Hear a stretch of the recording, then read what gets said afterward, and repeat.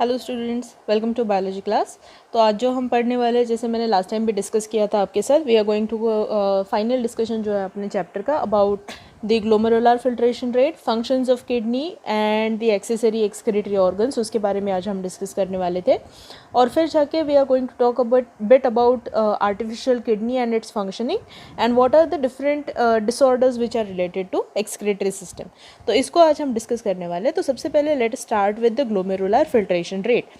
So we have studied about glomerulus and glomerulus में हमने पढ़ा था कि ग्लोमेरुलस का एक टिपिकल फंक्शन है कि वो एक्सक्रीशन में सबसे पहले तो वहाँ पे फिल्ट्रेशन होता है, राइट।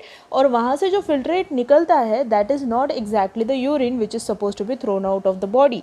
तो वो जो निकलता है filtrate, that filtrate is considered as, उसको हमने ग्लोमेरुलर फिल्ट्रेट नाम दिया था, राइट। तो ये जो ग्लोमेरुलर फिल्ट्रेट है उसको बाद में जाकर रीअब्जॉर्प्शन होता है, उसमें से जाके फिर जाके उसमें जो भी चीज़ें फेंकनी है वो डाली जाती है, जो चीज़ें नहीं फेंकनी है उनको रीअब्जॉर्ब किया जाता है, राइट।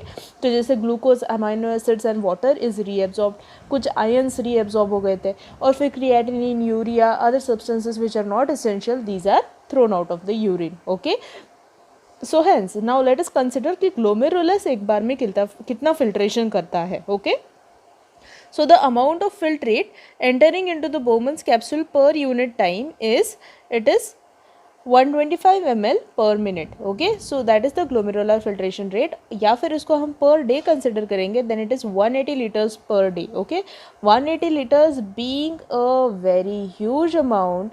इतना सारा यूरिन नहीं बनता है बॉडी में, राइट। इतना सारा यूरिन ऑब्वियसली नहीं बनता है। In a day a healthy person can excrete about 1.5 to 1.8 litres of urine per day. Okay, तो इतना ही अमाउंट ज़्यादा है, यानी कि बाकी का जो सारा चीज़ था, कंपोजिशन था फिल्ट्रेट का, उसको हमने रीअब्जॉर्ब कर लिया। यानी कि यहाँ पे मेन जो चीज़ हमें समझनी है वो है कि ग्लोमेरुलस का जो फिल्ट्रेशन का से पावर है वो कितना ज़्यादा है। ओके, सो दैट इज़ उसके थ्रू जो फिल्ट्रेट निकलता है, कितना फाइन फिल्ट्रेशन हो रहा है, that is 180 litres of urine is form per day. Okay, तो इतना सारा urine not urine formation, filtrate formation होता है। And then we can here also consider the kidney का रीअब्जॉर्प्शन का functioning, that it is so good and nice that it can reabsorb everything which is essential from the filtrate which is going into the tubular reabsorption area. Okay, so hence that is how it is done. Now let us talk about the composition of urine. So normal human urine, it consists of almost 95% of water, क्योंकि हमने पढ़ा हुआ है कि humans are ureotelic animals and 5% of solid waste, that is urea, उसमें जो dissolve होता है वो होता है, ठीक है। Then besides the normal constituents contain hormones which are excess, medicines जो अभी यूज़ में नहीं है, like antibiotics which are excess in amount, या फिर excessive vitamins जो है, these are also passed out of the urine. Okay, then organic compounds like for example urea which is the waste, creatinine, इसको भी हमने सिक्रेट किया था, uric acid which is very small in quantity, and inorganic compounds like ammonia, NaCl, KCl, ये सारे substances ionic forms में हमने इसका डिस्कशन किया था। ये सब चीज़ें भी यूरिन में प्रेजेंट होती है। नॉर्मली मैन एक्सक्रीट्स अबाउट, जैसे मैंने पहले भी बोला था, 1.5 to 1.8 litres normally, that is we can consider it as 1000 to say 1800 ml of urine per day. Now depending upon the water intake of the body, diet, climatic condition, mental state and physiological condition, composition of the urine changes, ठीक है, या फिर frequency of urination changes, या फिर even say the quantity of the urine passing out of the body, ये भी change होता है, ठीक है। क्यों? क्योंकि जैसे for example if we take a very less amount of water into our body, जैसे हमें पानी कम मिल रहा है पीने के लिए, तो ऑब्वियसली यूरिन से निकलने वाला पानी जो है उसका कॉन्सेंट्रेशन कम होते जाएगा, क्योंकि बॉडी को उसका वाटर मेंटेनेंस करना ज़रूरी है। So to maintain that water, body will consider this condition and reabsorb maximum amount of water from the urine, ठीक है। या फिर डाइट के ऊपर भी कि किस टाइप ऑफ डाइट हम लेते हैं, उस हिसाब से भी हमारे वाटर कॉन्सेंट्रेशन, जैसे for example if we are taking any kind of beverages like tea, coffee की वजह से यूरिन फॉर्मेशन ज़्यादा होता है, ठीक है। तो ये सारी चीज़ों के ऊपर भी डिपेंड करता है। या फिर climatic condition, dry arid environmental condition जब होता है ऑब्वियसली तभी हम पानी भी कम पीते हैं या फिर पानी कम भी मिलता है तो उसकी वजह से भी यूरिन अफेक्ट हो जाएगा। या फिर हम तभी पानी ज़्यादा भी पी लें तो फिर जाके यूरिन फॉर्मेशन जो है वो उस हिसाब से रहेगा। या फिर even we know that rainy season में एज वाटर रिटेंशन ज़्यादा होता है बॉडी का तो उसकी वजह से फ्रीक्वेंट यूरिनेशन होता है। Okay, mental state that is stress condition में कम यूरिनेशन होता है, नॉर्मल कंडीशंस में यूरिनेशन ज़्यादा होता है। ओके, या फिर even physiological condition of the body that is if the body is into equilibrium, if there is any disease been caused, ये सारी चीज़ें भी यूरिन के ऊपर इफेक्ट करती है। So hence most of the times आपने देखा भी होगा कि जब भी हम बीमार होते हैं तो one of the important tests which is been carried out is of urine. Okay, तो यूरिन एनालिसिस करते हैं जिसके थ्रू हमें पता चलता है कि कुछ डिसीज़ है कि नहीं है बॉडी में। Then again the next thing, यहाँ पे जैसे मैंने पहले भी बोला कि फूड जो हम खाते हैं उसके हिसाब से, यानी कि tea, coffee, alcohol and other beverages they increase the formation of urine. ठीक है, now let us talk about the accessory excretory organs. So जिसमें आता है role of other organs into excretion, जैसे कि फॉर एग्जांपल लंग्स, इसके बारे में हमने ऑलरेडी डिस्कस किया हुआ है but exist. So CO2 which is been produced by oxidation that is during the respiration and oxidation of glucose and other substances is removed through the blood, और इसको हम रेस्पिरेटरी ट्रैक्ट में exchange करते हैं and इसके through छोटे छोटे water vapours भी इसके साथ डिफ्यूज़ होकर एल्वियोलाई के थ्रू एक्सक्रीट आउट होते हैं। ठीक है, सो यहाँ पे भी हम एक्सक्रीशन कर रहे हैं, it is also a kind of excretion. Then next is skin.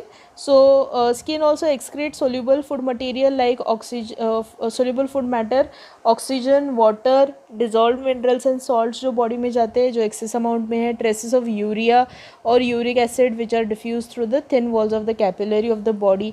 तो ये सब लोग कहाँ से एक्सक्रीट होते हैं? Through sweat glands. Okay, then so they are secreted out of the sweat gland.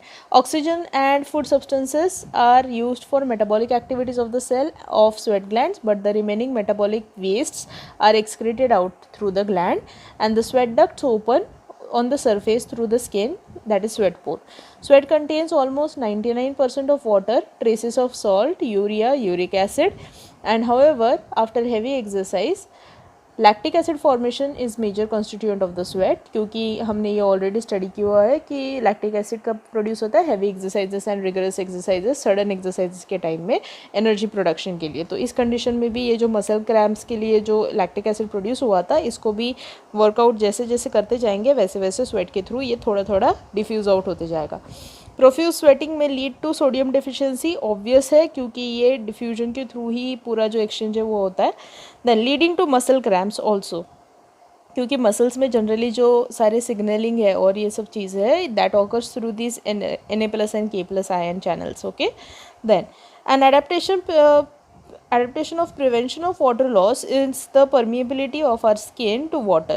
So however in aquatic animals skin is major excretory organ. We have also talked about this before also, क्योंकि वो ammonotelic है, उनको diffusion के through ammonia को excrete out करना है, तो इसीलिए skin is the major organ. Skin ज़्यादा कांटेक्ट में आता है पानी के तो वो वहाँ से बहुत जल्दी से डिफ्यूज़ करके अमोनिया को पानी में सोल्यूबलाइज कर सकता है। So this is how the ammonia is excreted out of the body. Now let us talk about functions of kidney. So सबसे पहला function is water and electrolyte balance, यानी कि जब भी ये पानी को एक्सक्रीट कर रहा है तो ऑब्वियसली इसके अंडर ही वाटर का मेंटेनेंस है बॉडी के अंदर, इलेक्ट्रोलाइट बैलेंस यानी सारे आयंस का मेंटेनेंस है बॉडी के अंदर, ये सब कुछ कंसिडर किया जाता है through kidney. Then regulation of acid balance, क्योंकि H+ आयंस ये एक्सक्रीट आउट कर रहा था, ये मोस्टली जो है uric acid, urea and uric acid excrete करता है, तो उसकी वजह से भी एसिड बेस बैलेंस जो है वो मेंटेन होता है बॉडी का। It regulates blood pressure. Now this is an important point, क्योंकि kidney is the part where maximum से ब्लड प्रेशर जो है वहाँ पे हम चेक कर सकते हैं, क्योंकि ग्लोमेरुलस में जब ब्लड आता है तो वो आर्टरी से आ रहा है और उसको पता है कि कैसे और कितने प्रेशर से ब्लड फ्लो हो रहा है, whether it is flowing into accurate pressure और no, whether it is going through से प्रॉपर प्रेशर और नो, ये सारी चीज़ें कौन बताता है? ये सब चीज़ें हमें पता चलती है थ्रू किडनी। ओके, तो हैंस किडनी के अंदर ही main regulation of blood pressure होता है। प्लस किडनी का जो ग्लैंड है दैट इज़ एड्रिनल ग्लैंड, उसके जो हॉर्मोन्स है these are responsible for regulating the blood pressure of our body. इसको हम लोग कंट्रोल एंड कोऑर्डिनेशन में और डिटेल में पढ़ेंगे। Okay, so hence controlling this blood pressure thing that is done through kidney. Okay, then excretion of metabolic waste and foreign chemicals, तो ये भी एक इंपॉर्टेंट चीज़ है। जो भी सारे जैसे हमने एंटीबायोटिक्स की बात की या फिर वेस्ट की बात की, हॉर्मोन्स की बात की, तो ये सारी चीज़ें जो वेस्ट है जो बॉडी में रखने से हार्म हो सकता है, इनको सबको भी एक्सक्रीट किया जाता है through kidneys. Okay, then again the process of maintaining the right amount of water, इसको हम ऑस्मो रेगुलेशन बोलते हैं, right, and proper ionic balance into the body that is called as osmoregulation is done through kidney. And urea is always formed in liver through ornithine cycle. ये एक चीज़ आपको याद रखनी है, बिकॉज यूरिया का formation जो है वो किडनी में नहीं होता है। Urea formation occurs into liver and वहाँ से वो ब्लड में जाता है, ब्लड से फिर जाके इसको एक्सक्रीट आउट किया जाता है। ठीक है, so hence this is one of the important points. Now significance of excretion that is composition and hydrogen ion concentration that is pH and osmotic pressure of the body fluids are regulated by excretion. अगर excretion के through ही, यानी कि kidney का ही major role इसमें आता है। Then excretion removes harmful quantity of substances that conserve material necessary for normal functioning. जैसे ग्लूकोज को हमने वापस ले लिया था, अमाइनो एसिड्स को वापस लिया था, but then we had also thrown away the harmful substances. Okay, and maintains homeostasis. Homeostasis is maintaining the equilibrium of the body. So ये मेंटेन करता है equilibrium of the body, that is kidneys. Okay, तो यहाँ पे कुछ important points आपको बताए गए हैं जो हमने काफ़ी कुछ डिस्कस तो कर लिया था, like ultra filtration, tubular reabsorption and tubular secretion. तो इसको तो मैं वापस नहीं कर रही हूँ, बस एक यहाँ पे जो पॉइंट है वो बता देती हूँ, that is urine formation, that is called as uropoiesis. So the process of glomerular filtration, tubular reabsorption and secretion, इनको सबको मिलके हम बोलते हैं यूरोपोइसिस, क्योंकि डायरेक्टली ग्लोमेरुलर अल्ट्राफिल्ट्रेशन होने के बाद ही यूरिन फॉर्मेशन होता है ऐसा ज़रूरी नहीं है। उसको पहले रीएब्जॉर्ब किया जाएगा, फिर उसमें कुछ सीक्रेट आउट किया जाएगा, तब जाके इट विल कंप्लीट द से uropoiesis, that is urine formation into our body. Okay, so I will skip this part, you can go through it. अगर आपको कुछ उसमें नहीं समझ में आता है then you can message me, I will try and explain it to you as soon as possible. Then is haemodialysis. Okay, so artificial kidney जो है वो क्या होता है इसके बारे में यहाँ पे बताया गया।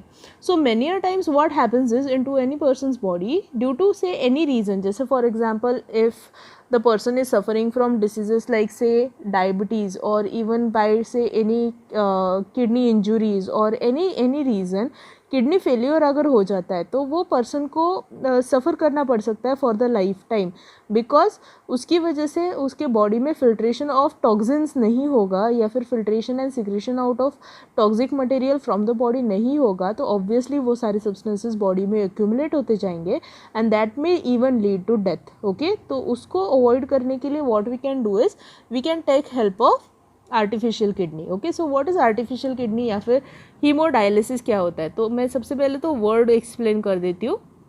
Haemo is blood, dialysis is the process of filtration of the blood. Okay, so haemodialysis artificial kidney का जो काम है वो यहाँ पे होता है। तो इसमें हम क्या करते हैं, तो सबसे पहले हम एक पर्सन के जनरली वेन से we draw out the blood, okay, and then we pump it, we firstly take in the blood from the artery, क्योंकि वहाँ से प्रेशर से ब्लड आ रहा है, फिर जाके उसको हम कनेक्ट करते टू दिस मशीन जो यहाँ पे आपको दिखाई दे रही है। ठीक है, so this is called as a dialysis unit.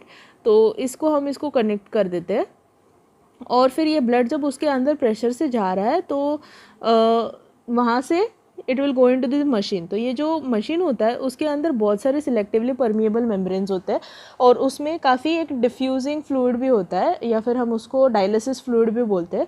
तो ये जो डायलिसिस फ्लूइड होता है उसमें एक स्पेसिफिक ऑस्मोटिक ग्रेडियंट मेंटेन किया जाता है ताकि ब्लड के अंदर का जो वेस्ट है वो उस जो ऑस्मोटिक फ्लूइड है या फिर जो डायलिसिस फ्लूइड है उसके अंदर चला जाए। ठीक है, और फिर उसमें सिलेक्टिवली परमिएबल मेम्ब्रेन्स है, so it will save the blood and remove the waste only. ठीक है, ऐसे करके हम क्या कर सकते हैं, उसमें से ये जो डायलिसिस सॉल्यूशन है उसको हम फ्रेश रिकवर डालते जाएंगे, और जो वेस्ट हुआ फ्लूइड है वो एक तरफ से हम उसको निकालते जाते हैं, एक तरफ से उसको पंपिंग किया जाता है, ठीक है। तो कंटिन्यूसली ये प्रोसेस चलते जाता है, और continuously blood is also put into the unit and then it is taken out. यहाँ से जो ब्लड जा रहा है वो जो ब्लड है अभी प्यूरिफाइड ब्लड रहेगा, फिल्टर्ड ब्लड रहेगा, उसमें वेस्ट नहीं रहेगा, and then it is inserted back into the person's body through a vein, ठीक है।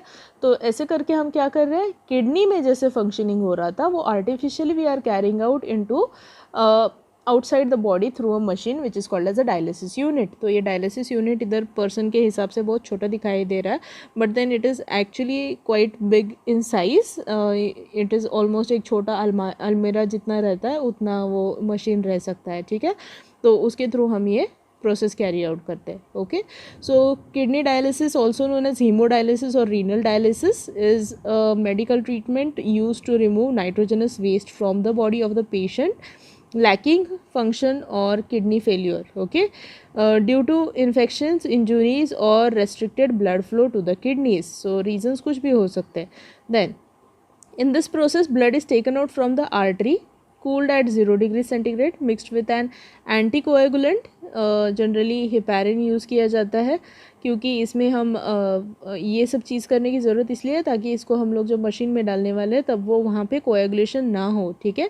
And then pumped into an artificial kidney which consist of tubes bounded by a cellophane membrane. Cellophane membrane is a selectively permeable membrane, ठीक है, और वो उसके through वो exchange करके उसमें से ब्लड प्यूरिफिकेशन होते जाएगा।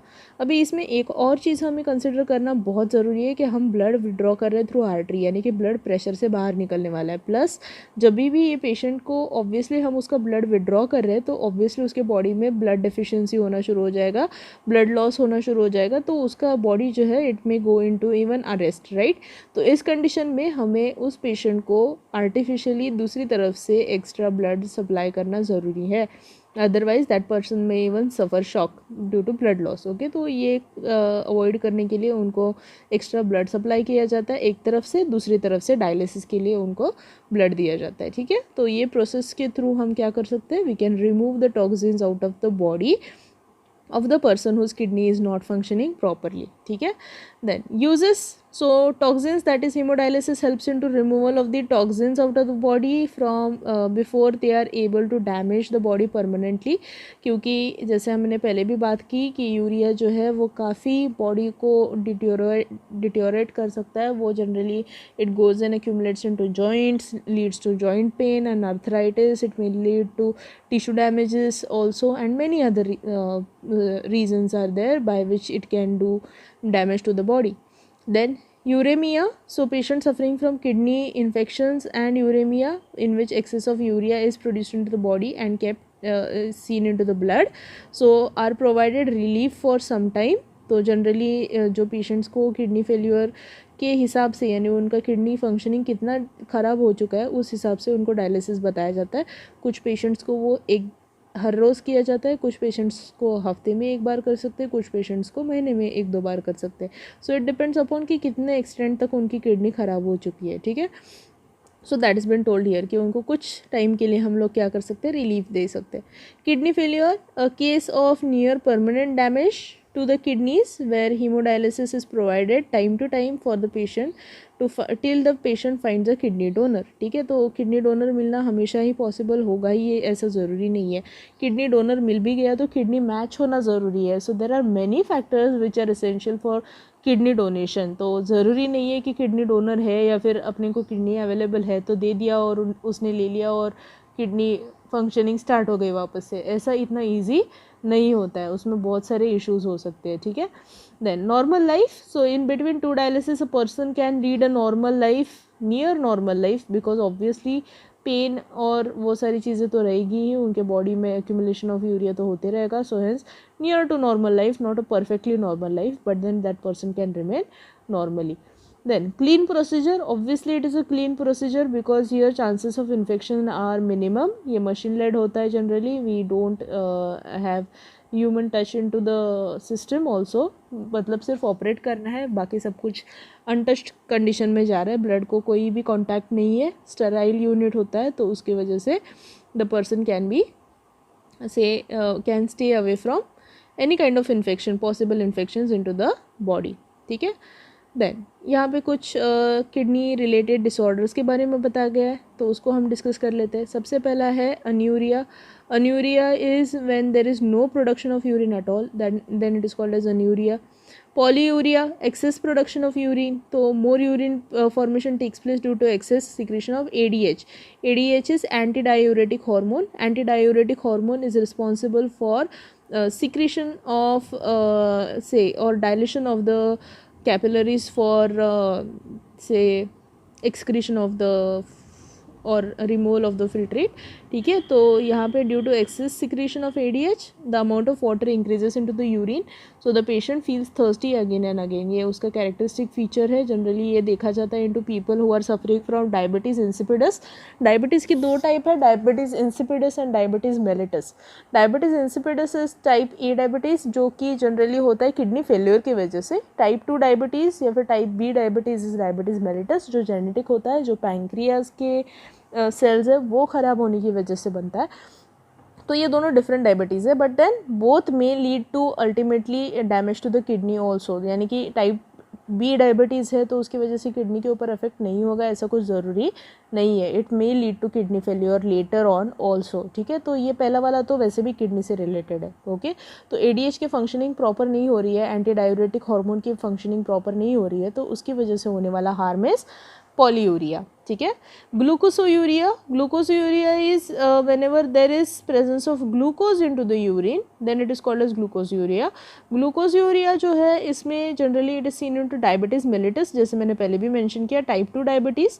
तो ये जनरली इसमें क्या होता है कि इंसुलिन की एबिलिटी ऑफ वर्किंग बॉडी में नहीं होने की वजह से ब्लड में एक्सेस अमाउंट ऑफ ग्लूकोज हो जाता है, which is been excreted out of the body considering the fact that इतना ज़्यादा ग्लूकोज की ज़रूरत ब्लड में नहीं है. तो ब्लड क्या करेगा, उसको फिल्टर आउट करके उसको फेंकने की कोशिश करेगा.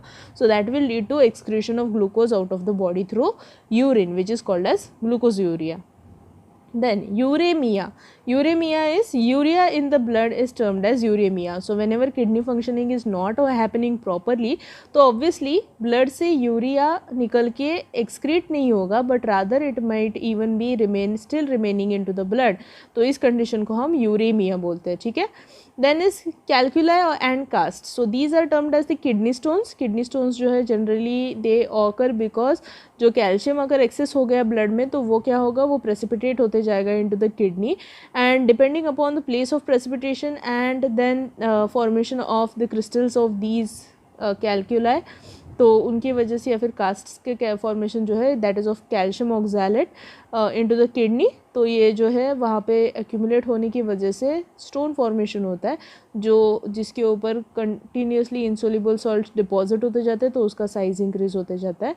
तो normally these are, if suppose in small in size, then they might get excreted out of the body, but if they are suppose larger in size, they might get stuck into the hilus, they might get stuck into the ureters, they might get stuck into the urinary bladder and urethra. So depending on the location it produces pain and difficulty into excretion of the urine. ठीक है, तो ये conditions may also get worsen and lead to kidney failure. ठीक है, तो इसकी वजह से भी किडनी फेलियर हो सकता है. तो ये condition is called as kidney stone.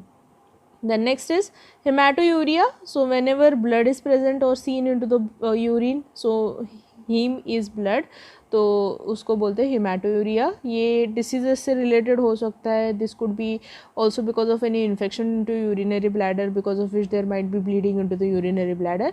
Many reasons. Okay, so और even maybe because of kidney stone की वजह से इंजुरीज जो हो रही है अंदर ही किडनी के, तो उसकी वजह से जो ब्लीडिंग होता है.